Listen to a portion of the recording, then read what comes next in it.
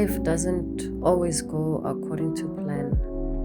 There are so many cycles in life that sometimes we even forget that this earthly experience is kind of like a school.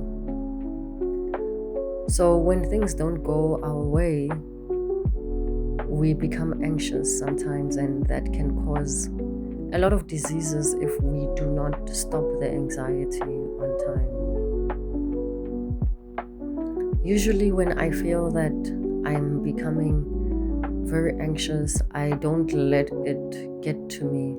I usually take steps to avoid it, and these are the 6 steps I take in order to stop the anxiety from overtaking my mind, my emotions, and totally controlling my day.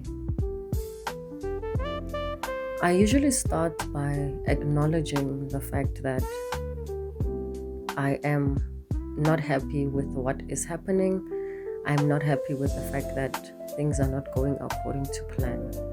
So just by acknowledging that and accepting that, then I know that I have to do something. So I usually start off with the day with introspecting after my morning routine of meditating and doing some qigong or yoga. I know that once I acknowledge it, then it gives me back the power to do something about it.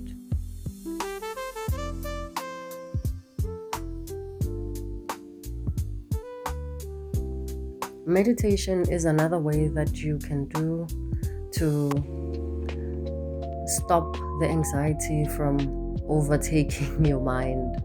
Because usually when I meditate, especially when I'm very anxious or stressed, I do a lot of visualization meditation. And that way, I visualize what I want to happen instead of what is happening. And especially when I'm really anxious, that is when I meditate for an hour or more. I dive so deeply into my spirit that I even forget which world I'm in. I let whatever visualizations and whatever visions come into my being take me to where I know I should be. Meditation is a powerful technique to overcome anxiety and stress. This is actually probably the most powerful out of all the steps to overcome anxiety because it connects you directly with your higher self and with Source and your spirit guides.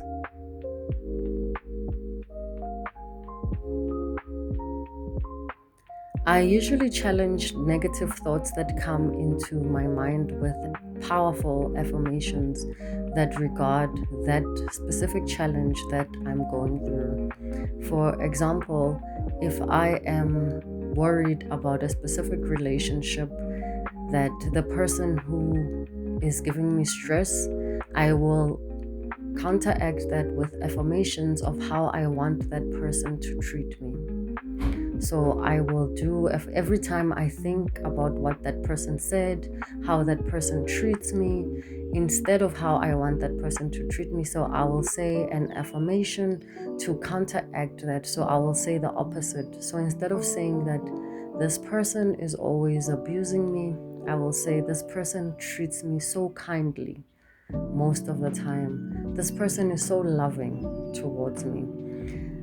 Every time the negative thought comes into my mind of how that person causes me stress or anxiety, or that situation causes me stress and anxiety, I counteract it with an affirmation. Sometimes I will do this the whole day if I have to until I go to sleep, and it helps me to maintain my balance in a positive state of mind until I overcome. Even if it takes me a week or a month, I will be patient with myself, continuing to do these affirmations, because sometimes it is a pattern that has been going on for a week, or 2 weeks, or a month, or a few months, and it takes longer to change the pattern of behavior, and therefore you have to do the affirmations much longer.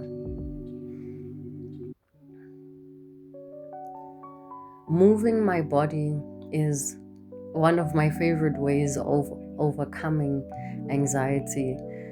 This morning I took a walk and had a big dose of nature therapy. Walking in natural places is the most healing, therapeutic way that helps me come back to my soul. Nature has a way of hugging me, of loving me in a way that no one else can. If you can't walk at that time, you can exercise at home, you can go to the gym, you can even play your favorite music and just dance wildly. For me, when I can't walk out into nature, I will usually play some music and dance, put on my favorite dance exercise on YouTube, Salsation, and just dance for an hour or two.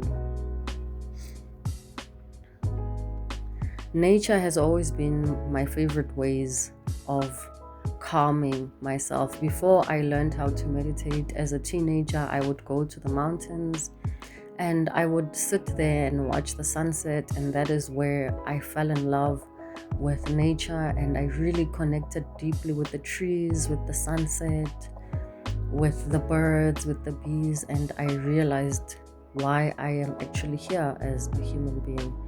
Mother Nature has that tendency to put back the puzzles that are missing within me. It helps me connect to my higher self.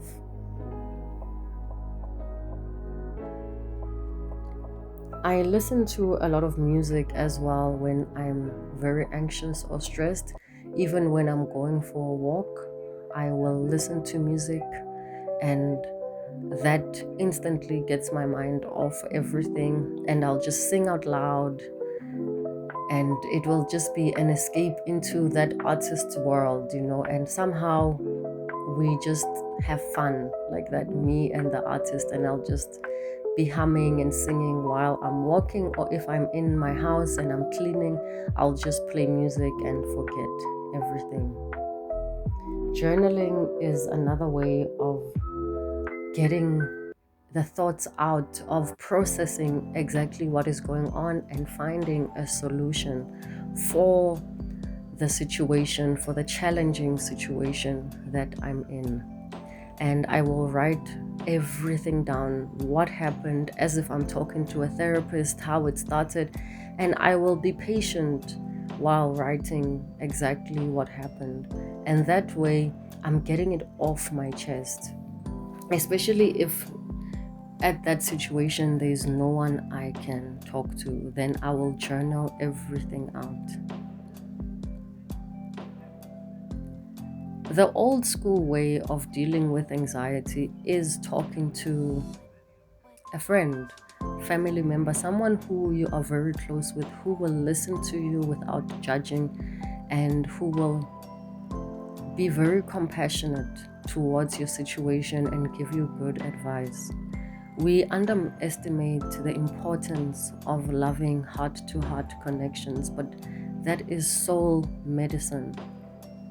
It has always been soul medicine. Community is very important, and I feel like in the days that we're in, we underestimate it. I stay very far away from my friends, and the only way I can talk to them is through the phone, and that's what I do. I call them and we talk. We can talk about everything, and I let whatever that's bothering me pour out of my soul, and I feel so good afterwards, and I listen to their problems as well, and therefore get my mind away from what's bothering me.